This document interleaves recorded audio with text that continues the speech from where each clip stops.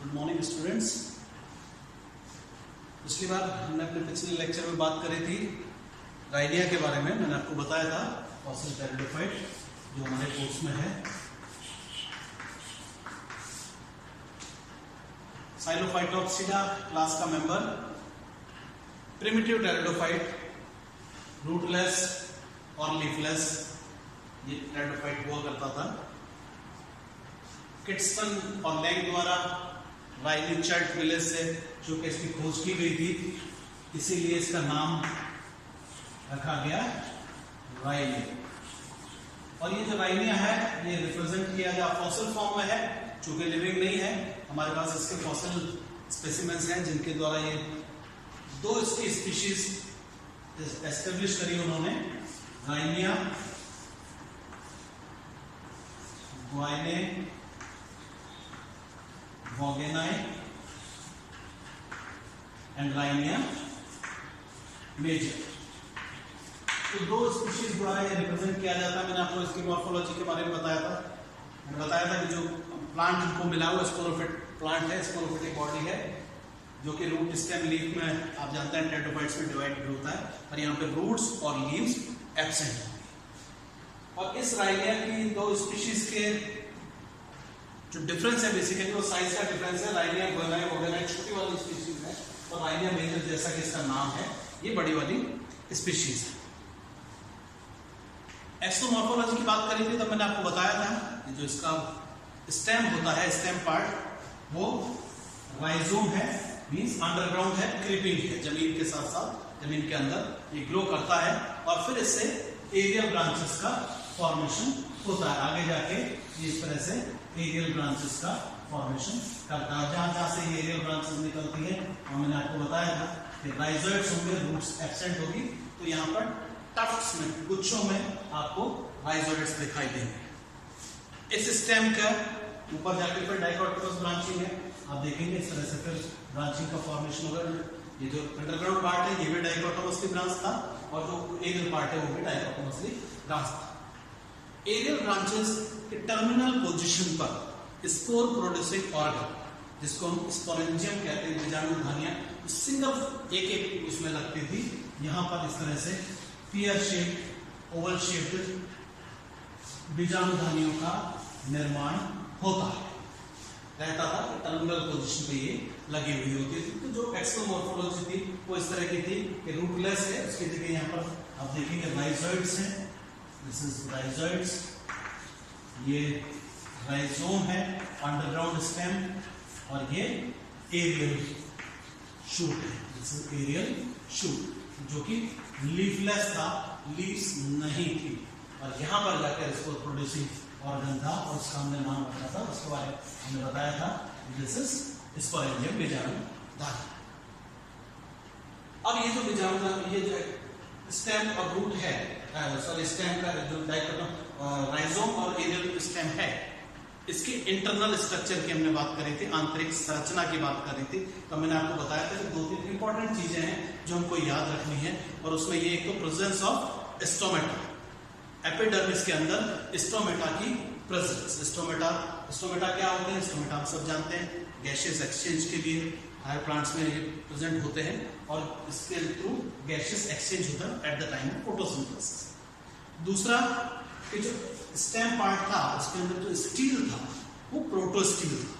Protostele का मतलब बहुत प्रीमैच्योर, बड़ा इल डिफाइंड स्टील वहां पर है। इसके अंदर सेंट्रल पोजीशन में जाइलम है, जिसमें ट्रैकिड्स का फॉर्मेशन, ट्रैकिड्स प्रेजेंट है, और चारों तरफ 4 या 5 लेयर की फ्लोएम की लेयर होती है जिनके द्वारा ये कवर्ड रहता था। तो और कॉर्टेक्स के द्वारा, जो इनर कॉर्टेक्स था, बेसिकली कॉर्टेक्स दो पार्ट में डिवाइड है, आउटर कॉर्टेक्स इन इनर कॉर्टेक्स। आउटर कॉर्टेक्स में पेनिसिलिन लाइक लंबी लंबी सेल्स थी विदाउट इंटरसेल्युलर स्पेसेस। अंदर जो इनर कॉर्टेक्स है उसके अंदर राउंड स्फेरिकल सेल्स हैं जिनके अंदर क्या कहते हैं, इंटरनल स्पेस था दोनों सबके बीच में, और वो डायरेक्टली कनेक्टेड थी स्टोमेटा से, जिससे ये होता था कि जो गैसियस एक्सचेंज होना है वो होता था। तो फोटोसिंथेसिस का काम इनर कॉर्टेक्स द्वारा किया जा रहा था। इनर कॉर्टेक्स के थ्रू फोटोसिंथेसिस का काम होगा, बिकॉज लीव्स आर एब्सेंट। तो ये इसकी आंतरिक संरचना है, जिसके बारे में हमको थोड़ा सा याद रखना है, ध्यान रखना है, एग्जाम में पूछा जाता है internal structure of stem of Rhynia. तो आपको वेल लेवल डायग्राम जो पिछले लेक्चर में मैंने बनाया था वो आपको बताना है। आज हम बात करेंगे about the spore producing organ, और वो है स्पोरेंजियम, बीजाणुधानी। कैसी थी ये स्पोर प्रोड्यूसिंग ऑर्गन?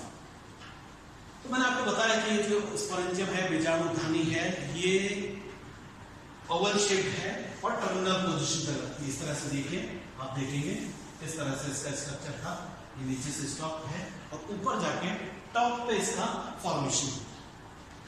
ये जो बीजाणुधानी थी बहुत थिक वॉल्ड थी, बेसिकली यहाँ पर 3 लेयर्स आप देखेंगे वॉल्स की यहाँ पर प्रेजेंट थी। एक सबसे बाहर वाली जिसे एपिडर्मिस कह देते हैं हम, और उसके ऊपर थिक क्यूटिकल प्रेजेंट हुआ करती थी जो इसको प्रोटेक्शन प्रोवाइड करने का काम करती थी। This jacket layer, basically this is jacket layer, wall layer कह लीजिए, जैकेट लेयर कह लीजिए। ये जो जैकेट लेयर है ये 3 पार्ट्स में डिवाइडेड है। आउटर लेयर या एपिडर्मल लेयर, बीच में ये जो पार्ट है 2 से 3 लेयर की मोटाई की, यहाँ पर ये इनर वॉल, इनर लेयर होगी, middle layer, not inner layer, this is middle layer, और अंदर की तरफ यहाँ पर इनर लेयर। ये जो इनर लेयर थी ये छोटी छोटी राउंड सेल्स की इस तरह से बनी हुई है, और एक्चुअली ये टेपेटम की लेयर है, इनको टेपेटम कहते हैं। टेपेटम आप जानते हैं वो इनरमोस्ट लेयर थी जो इन डेवलपिंग स्पोरोफाइट्स को क्या करती थी, न्यूट्रिशन प्रोवाइड करने का काम करती। So this is tapetum. Tapetum क्या है? What is tapetum? Tapetum is that layer, innermost layer of wall जो हमारे डेवलपिंग स्पोर्स को फूड प्रोवाइड करने का काम, नरिशमेंट प्रोवाइड करने का काम करती थी। तो जो सेल, जो स्पोरेंजियम की वॉल थी वो बहुत थिक लेयर थी, 3 पार्ट्स में, epidermal, middle and tapetum layers में ये डिवाइडेड। इन सब के अंदर पाए जाते थे स्पोर, और स्पोर जो है वो स्पोर टेट्राड में हमको मिलते हैं, इस तरह से 4-4 के समूह में। आप देखेंगे आपको इस तरह से स्पोर टेट्राड इसके अंदर मिलते हैं। इसका मतलब ये शो करता है कि जो स्पोर्स हैं ये मियोसिस के प्रोडक्ट हैं। मियोसिस हुआ हुआ है स्पोर मदर सेल्स में, और फिर उनसे इनका फॉर्मेशन हुआ होगा। So this is the spore tetrad. ये स्पोर टेट्राड है जो कि यहाँ होता है 4-4 के समूह में। अगर आप इन स्पोर्स को देखेंगे तो ये वैसे ही simple single head uninucleated spores हैं, जैसे कि बाकी टेट्राफाइट्स में होते हैं। बहुत दूसरी इंपॉर्टेंट चीज ये याद रखनी है, ये ध्यान रखना है कि ये जो स्पोरेंजियम है इसके अंदर एक ही तरह के स्पोर्स प्रेजेंट हैं। मींस जो राइनिया हमारा प्लांट है वो कैसा है? होमोस्पोरस। होमोस्पोरस का मतलब है सम बीजाणु, जो भी जितने भी बीजाणु थे वो सब एक ही प्रकार के थे, एक ही साइज के थे, means homosporous condition.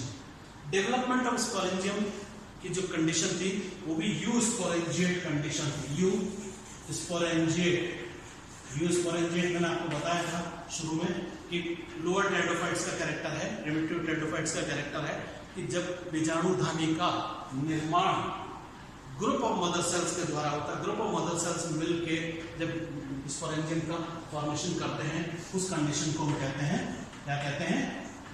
You sporangiate type. ये जो स्पोरेंजिएट है, बीजाणुधानी है, इसका निर्माण ग्रुप ऑफ मदर सेल, मात्र कोशिकाओं का समूह मिलकर करता है, तो यू स्पोरेंजिएट टाइप का फॉर्मेशन है। तो ये स्पोर्स हैं, इसके अंदर आपको देखेंगे, आपको स्पोर्स दिखाई देंगे। और स्पोर्स होमोस्पोरस हैं कंडीशन, क्योंकि सारे स्पोर्स एक से। अब आप जब जानते हैं कि स्पोर जब जमीन पे आके गिरता है, डेहिसेंस के लिए, इसके टूटने के लिए कोई बहुत स्पेशल मैकेनिज्म नहीं मिला अभी तक। ऐसा नहीं लगता कि कोई बहुत मैकेनिज्म रहा होगा। स्पोर वॉल के टूटने से ये सारे स्पोर्स लिबरेट होते होंगे और बाहर जाके गैमेटोफाइट का फॉर्मेशन करते होंगे। स्पोर जब जनरेट करता है, हम सब जानते हैं कि गैमेटोफाइट का फॉर्मेशन करता है। गैमेटोफाइट का लेकिन जहां तक सवाल है, राइनिया क्या है? राइनिया का कोई गैमेटोफाइट अभी तक हमको नहीं मिला है, या जिसके बारे में कोई बहुत डेफिनेट इंफॉर्मेशन हमारे पास नहीं है। तो गैमेटोफाइट के जहां तक सवाल है, गैमेटोफाइट आज की डेट तक हमारे पास रिपोर्टेड नहीं है। हालांकि लियोन ने बताया है कि राइनी चर्ट की बेड्स पे उनको कुछ ऐसे स्पोर्स मिले जिनके जर्म ट्यूब जर्मिनेट हो रखी थी और उस जर्म ट्यूब के ऊपर उनको मल्टी सेलुलर स्ट्रक्चर्स मिलते हैं, लेकिन सेक्स ऑर्गन्स एंथ्रीडिया आर्चिगोनिया नहीं मिलते हैं, नहीं पता है, इसलिए ये नहीं कहा जा सकता कि वो एक्चुअल में गैमेटोफाइट है कि नहीं। एक दूसरा व्यू ये भी है कि राइनिया गुआनाई वोगेनाई जो है बेसिकली वो गैमेटोफाइट है, राइनिया मेजर कर रहे हैं, राइनिया मेजर स्पोरोफाइट है और उसी का वो गैमेटोफाइट है। जो अंडरग्राउंड स्टेम की जब हम बात करते हैं, राइजोम की बात करते हैं, तो राइजोम के लिए जो कहा जाता है कि जो राइजोम का पार्ट है वो एक्चुअल में गैमेटोफाइट है, लेकिन वही बात सेक्स ऑर्गन्स का कहीं पर भी एंथ्रीडियम या आर्चिगोनियम का कहीं पर भी रिपोर्टिंग नहीं है, कहीं से मिला नहीं है अभी तक। तो gametophyte as in particular reported नहीं है आज की डेट।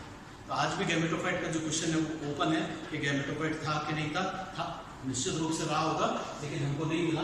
कैसा था, क्या था, वो अभी तक अभी भी नहीं मिला है। तो gametophyte is not known till date, और टिल डे, आज की डेट तक हमारे पास ये अवेलेबल नहीं है उसके बारे में कोई बहुत इंफॉर्मेशन। तो ये है राइनिया, बड़ा सिंपल सा प्रिमिटिव टेरिडोफाइट है। क्या प्रिमिटिव कैरेक्टर्स है, ये क्या वो चीजें हैं राइनिया के बारे में जो हमको याद रखनी चाहिए, जो एग्जामिनेशन पॉइंट ऑफ व्यू से बहुत इंपॉर्टेंट है। सबसे पहली बात, हु डिस्कवर्ड राइनिया, राइनिया को किस कहां से किसने खोजा? It was discovered by Kidston and Lang. कब? 1917। कहां से? राइनी चर्ट एक विलेज है, इसकी जगह है कहां पर? स्कॉटलैंड में। वहां से इसको निकाला गया, खोजा गया डेवोनियन पीरियड से, पेलेज़ोइक एरा का डेवोनियन पीरियड है, वहां से इसकी रिपोर्टिंग है। उस समय का ये हमारे पास फॉसिल है। Represented by two species, Rhynia gwynne vaughanii, Rhynia gwynne vaughanii and Rhynia major, दो स्पीशीज इसकी हैं जिनके बारे में हमको ध्यान रखना है। Now what are the primitive characters? क्या प्रिमिटिव कैरेक्टर्स है? मैंने आपको बताया था कि प्रिमिटिव टेरिडोफाइट्स को रिप्रेजेंट करते हैं। साइलोफाइटोप्सिडा का ये मेंबर है, जो सबसे most primitive pteridophytes land plants कहलाते हैं, उनका ये मेंबर है, वो भी लिविंग नहीं है, फॉसिल फॉर्म में। क्या सबसे इंपॉर्टेंट है? एक तो presence of absence of roots are absent, this is rootless, root नहीं है, रूट की जगह क्या प्रेजेंट होते हैं? राइजोइड्स। तो प्रेजेंस ऑफ राइजोइड्स ये एक इंपॉर्टेंट प्रिमिटिव कैरेक्टर है। सेकेंड इज लीफलेस, जो स्पोरोफाइट है हमारा वो लीफलेस है, वहां पर लीव्स नहीं प्रेजेंट होती हैं, लीव्स के बजाय फोटोसिंथेसिस का काम मैंने आपको बताया था वो स्टेम के द्वारा, एरियल शूट के द्वारा कंप्लीट किया जाता है। प्रोटोस्टेलिक, इट इज प्रोटोस्टेलिक इन नेचर। जो स्टेम है, जब उसका हमने स्टील का बात करी तो हमने देखा कि उसका जो स्टील था वो कैसा था? प्रोटोस्टेलिक। तो ये एक और प्रिमिटिव कैरेक्टर है, प्रोटोस्टेलिक कंडीशन इसके अंदर मिलती है। Stem is rhizome underground and it is dichotomously branch. तो राइजोम की प्रेजेंस और वो भी डाइकोटोमस ब्रांचिंग, ये एक और इसका प्रिमिटिव कैरेक्टर है जो प्रिमिटिव टेरिडोफाइट्स के अंदर मिलता है। इसके अलावा जो हमको याद रखना है कि जो ब्रांचिंग थी वो डाइकोटोमस के ब्रांच था, अंडरग्राउंड था। और इसके अलावा जो आपको याद रखना है राइनिया के बारे में कि जो इसका गैमेटोफाइट पार्ट है वो अभी तक भी नहीं हमको मिला है, उसके बारे में कोई बहुत ज्यादा जानकारी हमको नहीं है। तो गैमेटोफाइट जो है उसके बारे में ये कह सकते हैं कि still it is an open question, उसके बारे में हमको जानकारी नहीं है। तो राइनिया के जो प्रिमिटिव कैरेक्टर्स हैं जिनके बारे में हमको याद ध्यान रखना है वो ये है। दूसरा, you sporangiate development, you sporangiate development of sporangium. Top में स्पोरेंजियम का सिंगल स्पोरेंजियम का लगना कहां पर? टर्मिनल पोजीशन पर, ब्रांचेस के टर्मिनल पोजीशन पर। सिंपल जो आपके स्पोरेंजियम है, सिंगल बीजाणुधनी का लगना, ये एक और प्रिमिटिव कैरेक्टर है। तो जो टेरिडोफाइट के सबसे फर्स्ट फॉर्म टेरिडोफाइट्स रहे होंगे उसका ये रिप्रेजेंटेटिव है। आज के डेट में लिविंग नहीं है, फॉसिल है पूरे। साइलोफाइटोप्सिडा में कोई भी लिविंग मेंबर हमारे पास नहीं है। साइलोटम जो इसका दूसरा भाई है, जो साइलोटॉप्सिडा क्लास का मेंबर है, वो हमारे कोर्स में है, वो जो है वो लिविंग है।